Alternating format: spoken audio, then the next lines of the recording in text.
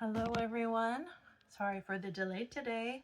I got going a little bit rough this morning, but I still had a billion things to do, and then once I started working, I got to today, and I literally got to this moment, and so I was like, oh my goodness, I need to stop, pause, and pray. And I've been praying throughout the day, but just stop, pause, and pray and be in the Word together. And um,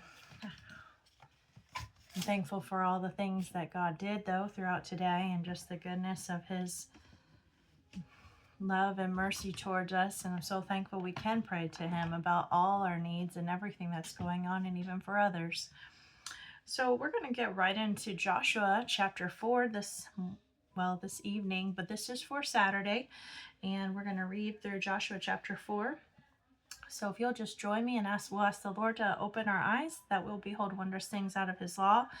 And so Joshua chapter 4, verse 1. And it came to pass, when all the people were clean, passed over Jordan, that the Lord spake unto Joshua, saying, Take ye 12 men out of the people, out of every tribe of man, and command ye them, saying, Take ye hence out of the midst of Jordan, out of the place where the priest's feet stood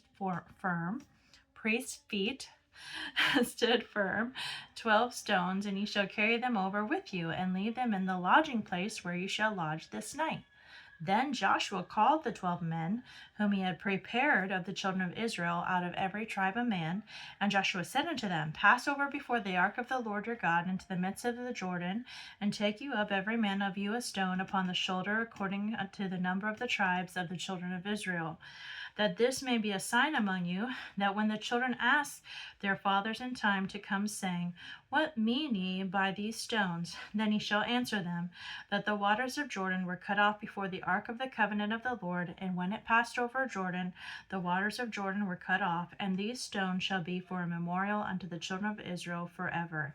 And the children of Israel did so as Joshua commanded, and took up 12 stones out of the midst of Jordan, as the Lord spake unto Joshua, according to the number of the tribes of the children of Israel, and carried them over with them unto the place where they lodged, and laid them down there. And Joshua set up 12 stones in the midst of Jordan, in the place where the feet of the priests which bear the ark of the covenant stood, and they are there unto this day. For the priests which bear the ark stood in the midst of Jordan until everything was finished that the Lord commanded Joshua to speak to the people, according to all that Moses commanded Joshua. And the people hasted and passed over. And it came to pass, when all the people were clean passed over, that the ark of the Lord passed over, and the priests in the presence of the people. And the children of Reuben and the children of Gad and half the tribe of Manasseh passed over armed before the children of Israel, as Moses spake unto them. About 40,000 prepared for war passed over before the Lord unto battle to the plains of Jericho. On that day the Lord magnified Joshua in the sight of all Israel, and they feared him as they feared Moses all the days of his life. And the Lord spake unto Joshua, saying, Command the priests that bear the ark of the testimony, that they come out of Jordan. But let me just pause for a moment. When I say feared, it was more of a reverence. We think of fear, and you might think of fear like afraid of, but it was a reverential kind of fear, as that he spoke with authority, and it was something to be revered and pay attention to. So Joshua therefore commanded the priests, saying, Come ye out of Jordan, verse 18. And it came to pass, when the priests that bear the ark of the covenant of the Lord were come up out of the midst of Jordan, and the soles of the priests' feet were lifted up onto the dry land, that the waters of Jordan returned unto their place, and flowed over all his banks as they did before. And the people came up out of Jordan on the 10th day of the first month, and encamped in Gilgal in the east border of Jericho. And those 12 stones which they took out of Jordan did Joshua pitch in Gilgal. And he spake unto the children of Israel, saying, When your children shall ask their fathers in time to come, saying, What mean these stones? Then you shall let your children know, saying, Israel came over this Jordan on dry land, for the Lord your God dried up the waters of Jordan from before you, until you were passed over, as the Lord your God did to the Red Sea, which he dried up from before us, until we were gone over, that all the people of the earth might know that the hand of the Lord, that it is mighty, and that you might fear the Lord your God forever. Now we're going to turn over into Psalm 119, 65 through 80. And as I'm getting ready to do that, before I do, let's just do a little bit of insight here about Joshua chapter 4. Joshua chapter 4, why did they pile up those 12 stones? It was for a memorial of the Ark of the Covenant of the Lord when it passed over, and they all passed over, and it was dry land. And then on the day that Joshua was magnified in the sight of all Israel, they feared him like they feared Moses. Crossing the Jordan is not a picture of death, and the promised land is not a picture of going to heaven, like some teach.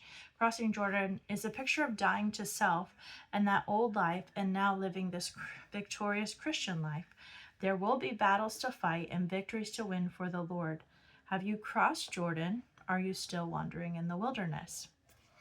I think that's a question we all have to ask, because maybe sometimes we get caught up in the old ways. And God says, I want you to have victory. There is victory in Jesus. All right, so let's read Psalm 119, verse 65 is where we'll begin. Thou hast dealt well with thy servant, O Lord, according unto thy word. Teach me good judgment and knowledge, for I have believed thy commandments. Before I was afflicted, I went astray, but now I have kept thy word. Thou art good and doest good. Teach me thy statutes. The proud have forged a lie against me, but I will keep thy precepts with my whole heart. Their heart is as fat as grease, but I light in thy law. It is good for me that I have been afflicted, that I might learn thy statutes. The law of thy mouth is better unto me than thousands of gold and silver. Thy hands have made me and fashioned me, giving me understanding that I may learn thy commandments. They that fear thee will be glad when they see me, because I have hoped in thy word. I know, O Lord, that thy judgments are right, and that thou in thy faithfulness hast afflicted me. Let, I pray thee, thy merciful kindness be for my comfort, according to the word unto thy servant. Let thy tender mercies come unto me, that I may live, for the law is my delight. Let the proud be ashamed, for they dealt perversely with me without a cause, but I will meditate in thy precepts.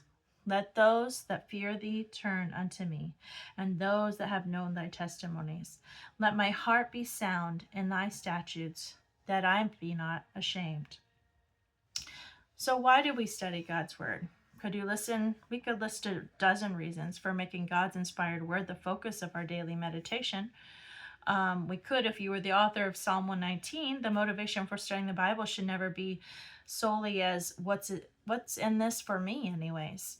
An understanding of the benefits you will enjoy from a daily time in God's word can only encourage you to spend more time mastering and being mastered by the book of books. Psalm 119 resembles a treasure chest of benefits. For every 8 verses, see if you can discover one benefit. Like, for example, in verses 1 through 8, following God's word spares the believer from disgrace. And verses 9 through 16, obedience to God's word keeps the believer pure. Martin Luther said, I have done nothing. The Lord has done and accomplished everything. So that will be all we will do this evening. Of course, we are doing our memory verse, and I hope you've been working on it. Psalm 1, 1 and 2. Blessed is the man that walketh not in the counsel of the ungodly, nor standeth in the way of sinners, nor sitteth in the seat of the scornful, but his delight is in the law of the Lord, and in his law doth he meditate day and night. So I will be right back with you as we will also continue on for Sunday.